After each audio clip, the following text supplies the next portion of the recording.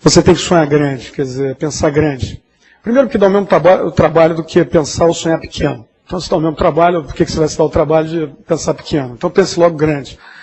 Claro que o pensar grande não é aventura. É um pensamento, um sonho educado, baseado em alguma coisa, onde você imagina 60% de como chegar lá, 70%, os outros 30%, 40%, você vai descobrir à medida que estiver andando, perseguindo sonhos, barrando, tropeçando e vendo as coisas que você não tinha pensado antes. Só tem valor também esse sonho dito impossível, esticado, se ele alinhar todos na companhia e se isso tiver credibilidade dentro da companhia. Se todo mundo acreditar que isso é alguma coisa que vale a pena ser perseguida, porque daí tem vários desdobramentos, como nós vamos ver em seguida, esse é o primeiro ponto. Quer dizer, as pessoas acreditando nisso, todas as outras coisas que eu vou falar aqui ficam muito mais fáceis.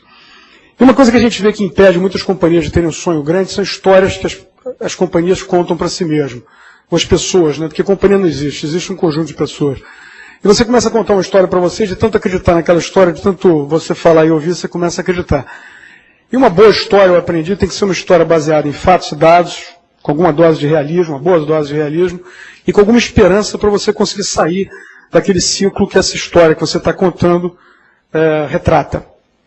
E a gente vê que muitas pessoas, às vezes, se travam um pouco no sonho maior, porque contam histórias que não fazem sentido. Então, por exemplo, um exemplo bobo, o cara que chega sempre atrasado numa reunião e diz que a grande desculpa é que ele mora longe. E aí ele fica, de tanto ele fala isso, ele acredita e vê que não tem jeito. Né? Então não tem jeito. Aquele cara que não perde peso porque não tem tempo para fazer ginástica.